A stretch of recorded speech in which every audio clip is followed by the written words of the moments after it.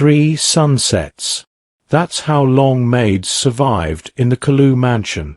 Not because of the work. The work was simple enough. Dust the crystal. Polish the marble. Keep the silence perfect. No, it wasn't the work that broke them. It was the woman. Before we go any further, can I ask you for one small favor? This story took me days to write, record, and edit. Every frame, every emotion, every sound. It costs you nothing to support me, but it truly means everything. Please, hit that like button, subscribe if you haven't, and comment your location below. I want to know where my amazing viewers are watching from. I read every single comment, and I'll be giving shout-outs in my next video. Today's shout-out goes to Jennifer Clark from Brooklyn, Chinese from Kaduna, Nigeria, and Patricia James from Maryland. Now back to our story. Lady Adaora Kalu, the billionaire's wife. The Iron Orchid, they called her online. Beautiful and deadly. A woman whose voice could strip paint off walls. Whose eyes could make grown men apologize for breathing. The video went viral every few months. Same scene, different girl. A maid, trembling, accused of something small. A crooked fork. A wrinkled napkin. And then the slap. Sharp. Public. The kind that echoes in your chest long after the sound dies. The media loved her. The staff feared her. And the mansion in Maitama, Abuja, with its tall gates and imported gardens, became known as the house where hope went to die. Inside those walls, silence wasn't peaceful. It was survival. Staff moved like shadows. Eyes down. Voices softer than prayer. Because Lady Adaora could sense weakness the way sharks sense blood. And she fed on it. But on a Tuesday morning in June, someone new arrived at those gates. Her name was Ifunanya Okeke. Ife, for short. Dark-skinned. Quiet.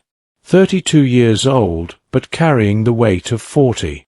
She stood at the security post with a single bag and a resignation in her eyes that had nothing to do with defeat and everything to do with necessity. The head steward, Mr. Chidi, looked at her the way you'd look at someone walking into a fire.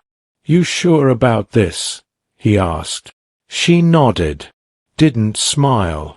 Didn't explain. Just nodded. Because what could she say?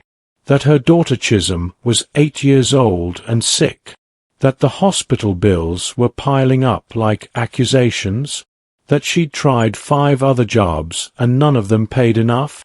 That this was her last option, and last options don't come with the luxury of pride. Mr. Chidi sighed. He'd seen this before. Desperation wearing a uniform. 3 rules, he said quietly. Never look her in the eye. Never speak unless spoken to. And never, ever show emotion.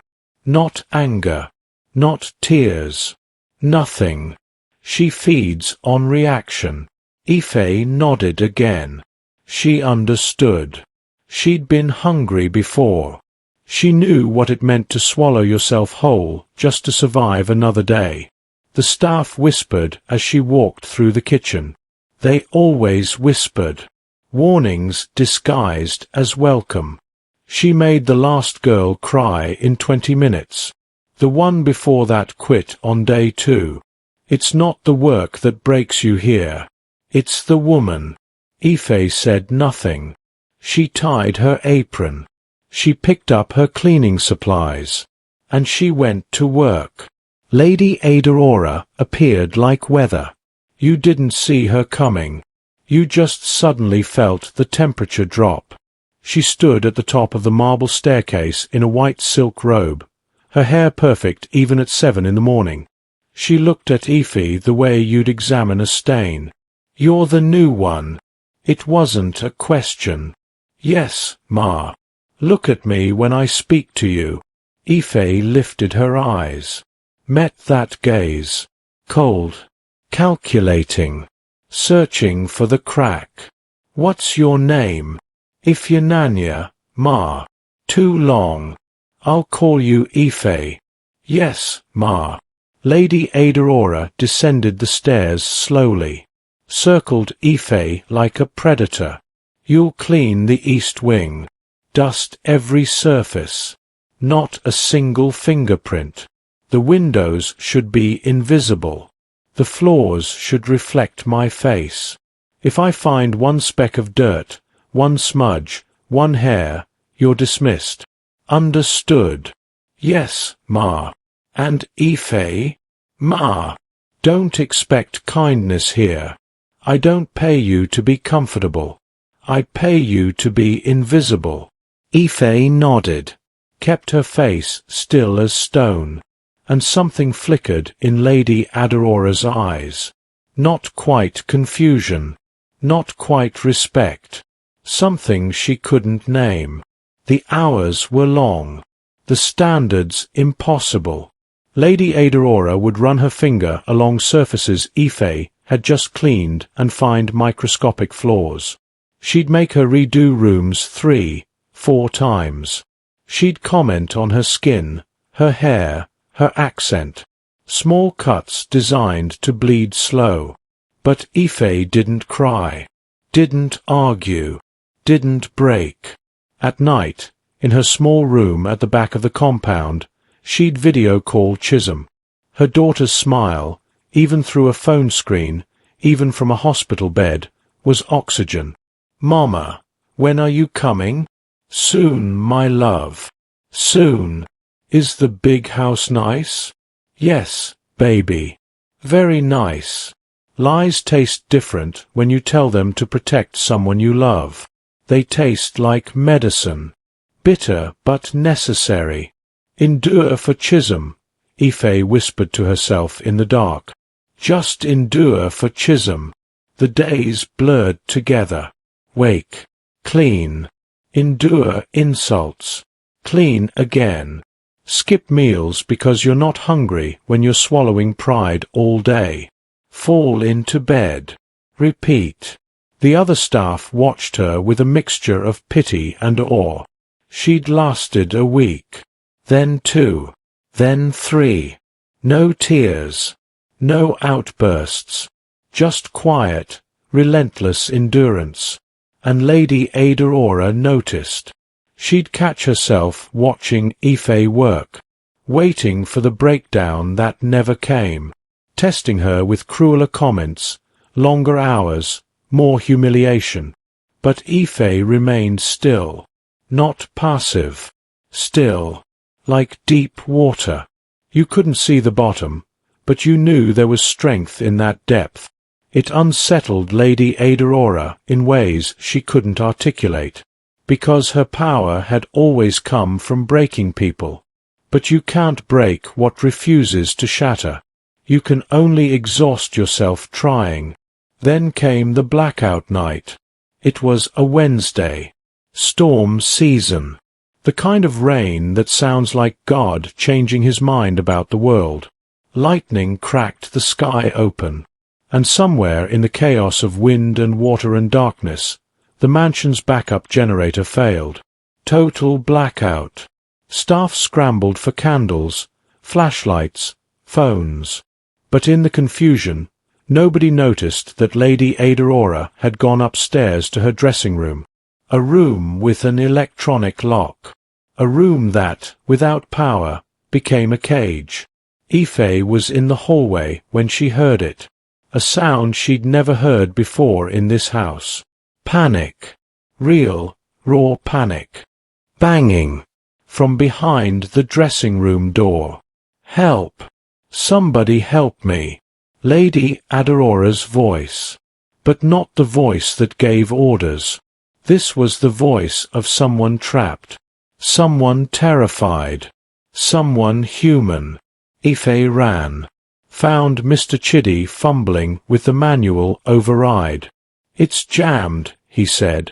The whole system's fried. We need to call maintenance. But Lady Adaora's breathing was changing, getting faster. Shallower. The sound of someone drowning in air. Ife dropped to her knees by the door. Ma, can you hear me? Get me out. Please. Get me out. The please cracked something open in the universe. The Iron Orchid said please. Ma, I need you to listen to my voice. Can you do that? I can't breathe. I can't. The walls. There. I can't. Yes, you can.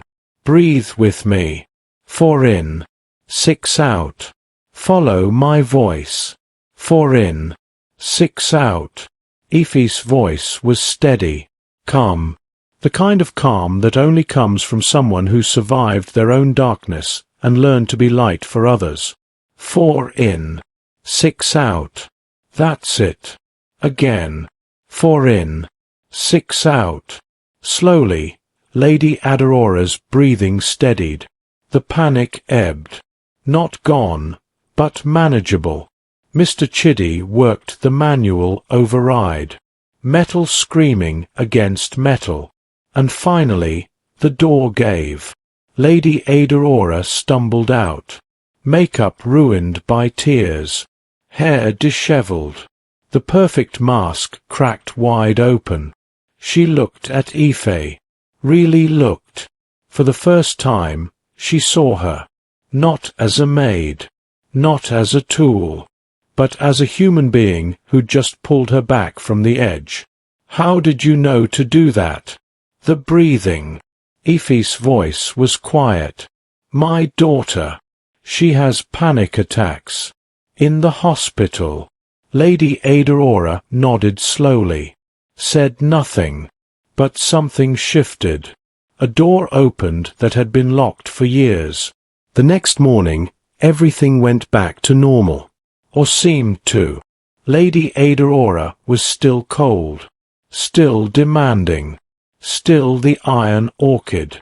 But sometimes, just for a second, her eyes would land on Ife and soften. Just a fraction.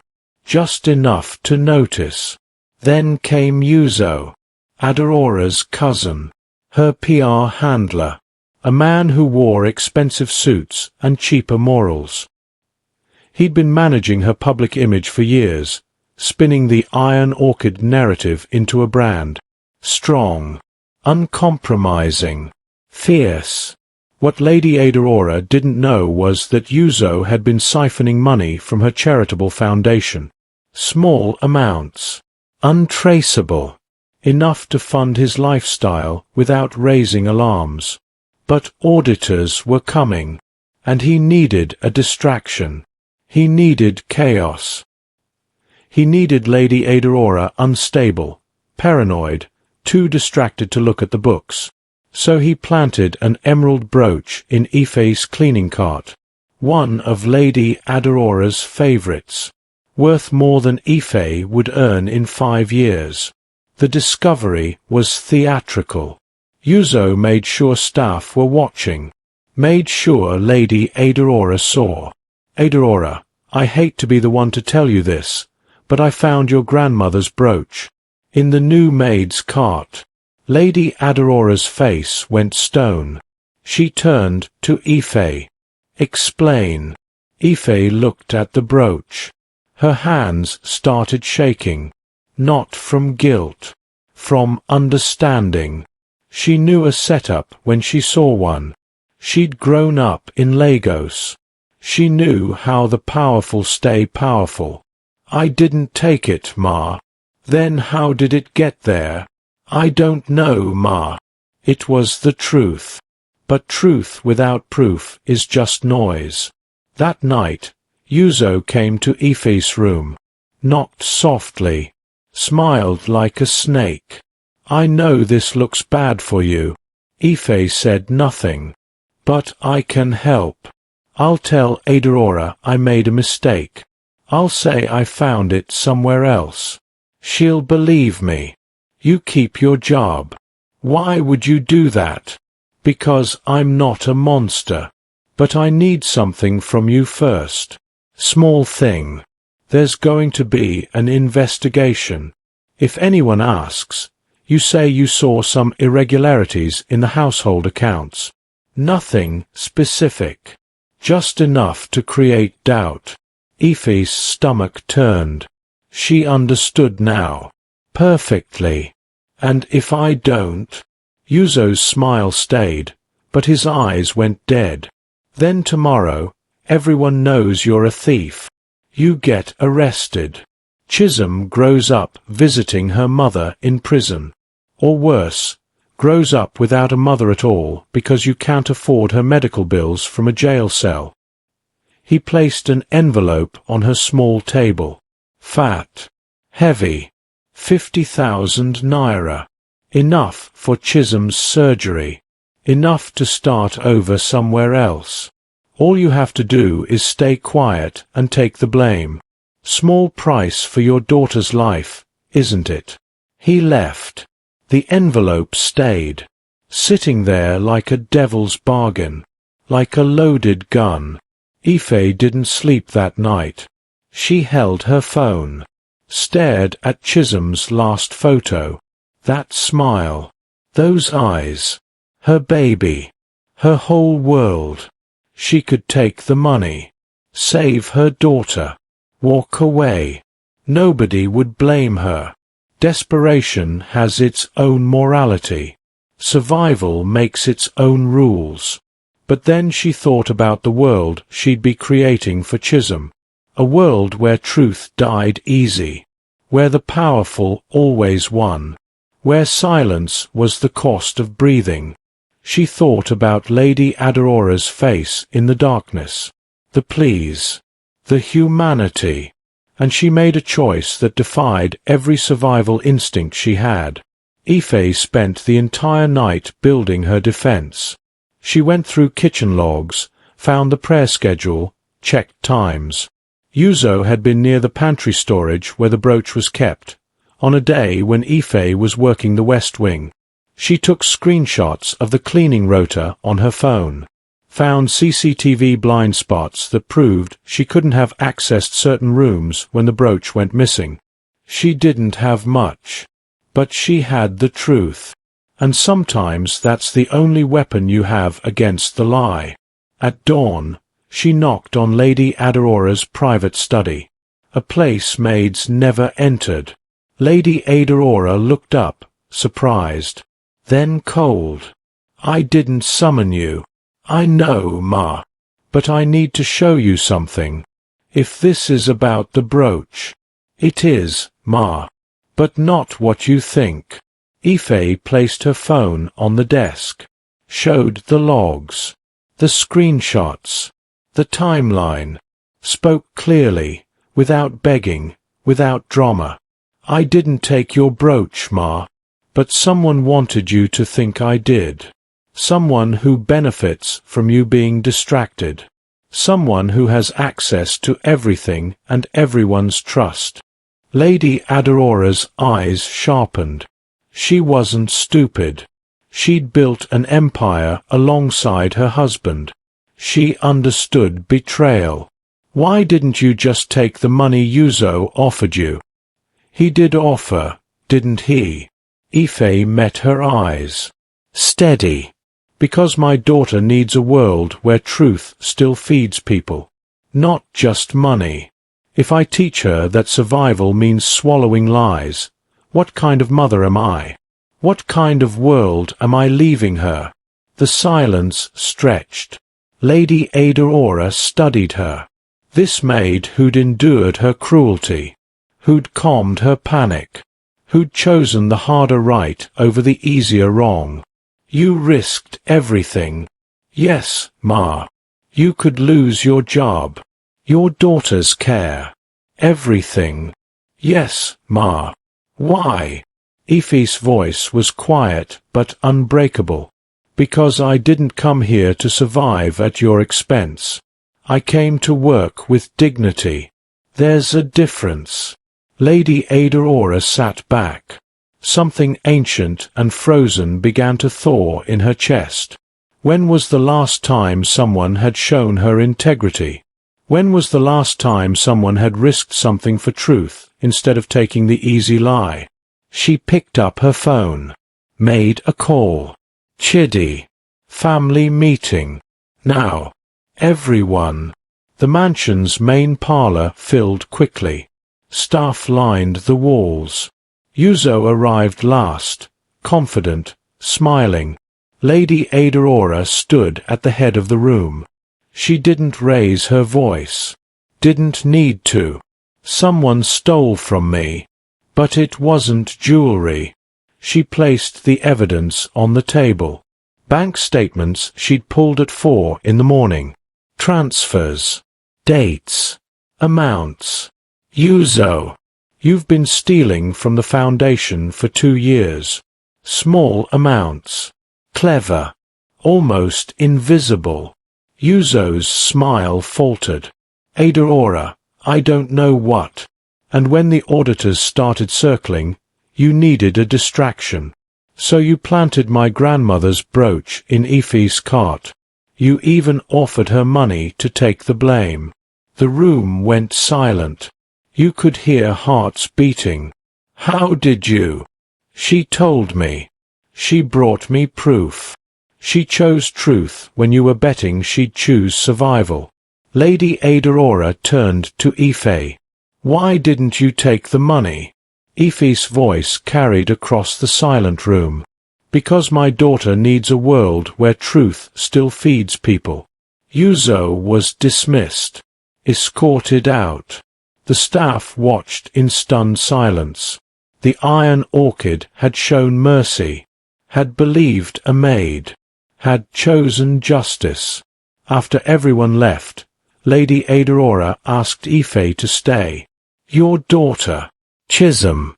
What does she need? Ma. The surgery. The care. What does she need? Ife's throat tightened. Ma, I didn't do this for. I know. That's why I'm asking. What does she need? Ife told her. The costs. The specialists. The hope wrapped in medical terms she'd memorized but couldn't afford. Lady Adaora nodded. Consider it done. And before you say anything, it's not charity. It's respect. You gave me something nobody's given me in years. You treated me like a human being worth saving, even when I treated you like you were invisible. Chisholm's care is paid for. All of it. Ife's knees buckled. She caught herself on the chair. Tears finally came. Not from pain. From relief. From grace. Thank you, Ma. Thank you. Don't thank me. Teach me. Teach me how to be human again. Something broke open in that mansion. Like weather changing. Like winter finally releasing its grip. Lady Adaora started small. She said please. Said thank you. Learned the names of staff who'd worked for her for years. She stopped looking for flaws and started seeing people. The silence in the mansion changed. It wasn't fear anymore. It was peace. Laughter returned. Staff smiled. The house that had felt like a tomb began to feel like a home. Chisholm's surgery was successful. Ife brought her to the mansion one Sunday. Lady Adaora knelt down, looked the little girl in the eyes, and said, Your mother is the bravest person I know. Chisholm beamed. I know. She's my hero. Lady Adaora looked at Ife. Mine too. 6 months later, Lady Adaora hosted a women's leadership gala. The press came expecting the Iron Orchid. They got something better. They got truth. She stood at the podium, makeup softer, voice warmer. I need to apologize. Publicly. For years, I confused strength with cruelty. I thought power meant making people fear me. I was wrong. I hurt people. I broke people. And I'm sorry. The room was silent. Someone taught me that real strength looks like a maid who wouldn't take the money, who chose truth when lies were easier, who endured my worst and still found my humanity when I'd lost it. She gestured to the side. Ife stood there, no longer in a uniform. She wore a simple dress, head held high. Household manager now, standing beside Lady Adaora, not behind her. Tonight, I'm launching the Chisholm Fund, named after the daughter of the woman who saved me. This fund will provide healthcare and education grants for domestic workers and their families, because the people who keep our homes running deserve to have homes of their own, deserve to have dreams of their own. The applause was thunderous, but Lady Adaora only cared about one person's reaction. She looked at Ife. Ife nodded, smiled, proud. A year later, a new maid arrived at the gates of the Kalu mansion. Young, nervous. She'd heard the stories, the old stories. She stood at the security post, shaking. Ife walked up, smiled. Breathe. You're going to be fine. I heard she's difficult. Ife glanced back at the house. Lady Adaora stood on the balcony. No makeup. Hair natural. Smiling. She waved. She was, Ife said. But people change. Houses change. Sometimes mercy looks like staying long enough to see it. The new maid looked uncertain. Come on, Ife said, taking her bag. I'll show you your room. Then we'll have lunch. Real lunch. At the table. With everyone. This house isn't what you've heard. Not anymore. They walked through the gates together. Behind them, the mansion stood in the afternoon light. No longer a prison. No longer a place where hope died. Just a house. Where broken people learned to be whole again. Where fear turned to grace. Where one impossible act changed everything. Sometimes the loudest power isn't in shouting. It's in staying. In choosing truth when lies are easier. In breathing with someone in the dark until the light comes back. 3 sunsets. That's how long maids used to survive in the Kalu mansion. Now, they stay. They grow. They thrive. Because one woman refused to break. And in her endurance, she broke every chain. If this story touched you, please, don't just scroll away. Hit the like button. Not for me, but for every Ifunanya still out there fighting to stay kind in a cruel world. Subscribe if you believe stories can heal hearts, change lives, and remind us that mercy still exists. And in the comments, tell me where you're watching from. I read every single one. Until next time, remember, the world doesn't need more power. It needs more people who choose truth, even when it hurts.